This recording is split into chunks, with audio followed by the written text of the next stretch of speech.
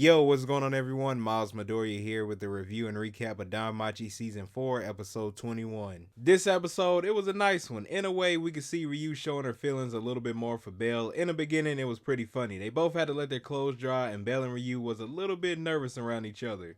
Ryu asked this dude Bell again why did he come back for her at the Coliseum. He told her he didn't want to lose anyone else. That was his thought process. She could tell he was telling the truth and that there were no ulterior motive. That's Bell for you. He's going to make sure he can protect those close to him or the people around him the best he can. Ryu finally decided she was going to tell Bell the story about what happened with her and her familia. After the story, she said her life was spared in exchange for the lives of her familia. Bell said they were important to her and they fought hard because they wanted her to survive. If anything were to happen to her, he bet Elisa and the rest of her friends would be mad. That's true. They want her to live as long as she can, and she was trying to do the same thing with Bell by trying to make him get out of the dungeon, but he wants to make sure she makes it out as well. That's his plan, and he's sticking with it. Just then, Ryu suggested that her and Bell get closer to be able to warm up. Bell did not want to do that at first. Ryu was talking about Bell better not have any indecent thoughts or she would accidentally slap him or punch him. It rambled on a little bit and Bell started laughing at her. He said he's a little relieved that Ryu hasn't changed a bit. They ended up getting closer and Bell asked her what is she going to do when she gets home. She told him that she wants to eat one of Mia's homemade meals. Bell let her know the same. Ryu chimed in with Seer and the others are going to yell at her before she gets a chance. They're going to be telling her how could she be so careless and all of that. I think Mia's going to be yelling at her too for being gone for so long. We know how she is. She cares about them, but she's going to say what she got to say. Ryu asked Bell what about him. He said, well, for Lily, Makoto, and Haruhime, he wants to walk home with them to see Hestia to tell her he's back. Ryu told him that sounds nice. Be sure to cherish his familia. He said he will just like her. They'll always be special to him, and she told him thank you. Now they're getting ready to leave. Ryu mentioned that they could stay there as long as they like, but they don't have any food supply. Plus, she's done everything in her power to try to mend his left arm, but he won't make a full recovery until they reach the surface. When it showed Bell's hand, it was shaking. Yeah, they're gonna have to get out of there quickly, especially with some of the fights they've been having to go through up until this point.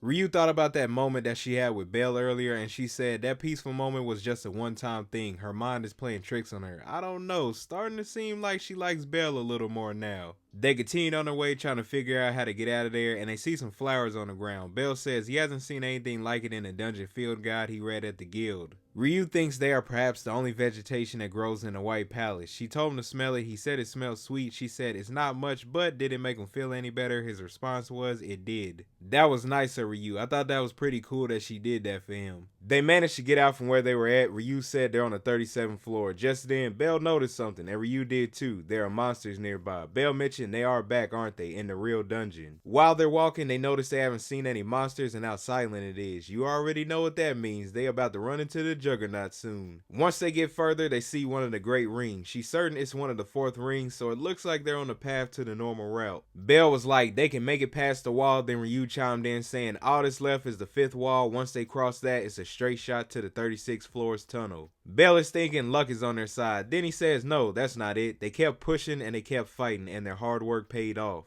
He continued with, they can make it home. They will get to the surface to all of their friends, both of them. As soon as he said that, I thought that Juggernaut is about to pop up. Both noticed there aren't any monsters, but they sensed something is there. They stepped forward and they seen part of a monster fall down. Once they looked up, it was the Juggernaut right there, and you can tell Ryu is nervous. Bell said, was it waiting for them there? That's their last obstacle that's keeping them from the 36th floor. Just then, Bell sees the Juggernaut has a right arm and a skull sheep. That's when he put together that the Juggernaut ate another monster. He also noticed all the different monsters that were attached to it. Bell was trying to fight it, but the Juggernaut started using spikes. I was like, oh no, that's gonna be a problem. Bell is trying to make his way to Ryu and he said the Juggernaut is compensating for his slow speed with his new abilities. Ryu is just froze, but she was thinking she can't give up and she doesn't want to lose Bell. The Juggernaut was about to attack Bell. Ryu leaped forward and pushed both of them out of the way. They managed to make a run for it, and that Juggernaut is not giving up. It used spikes to pop up from the ground. Bell managed to push Ryu out of the way, but he did get hurt. Bell had to use Firebolt on himself to close the wound. You could tell it was just painful, like they just been going through it in these past episodes. Ryu takes Bell to a small passageway, and you think they're safe, right? Nope, there's some monsters in there. She ran carrying Bell, and luckily the spikes didn't hit them, it hit the monsters. Ryu said they're out of range, and she did use healing on Bell's wound. Bell did wake up. He was talking to Ryu. He asked her about the Juggernaut and she told him it's gone and left him alone, so he doesn't have to worry anymore. He said he guessed it must have given up on catching them, which I doubt. That thing probably waiting outside or where it thinks they're gonna be at next. It was kind of sad seeing Bell talk like that while he was hurt. He told Ryu now they can go home, right? The both of them, back to Seer and the others. She told him that's right, they are going home.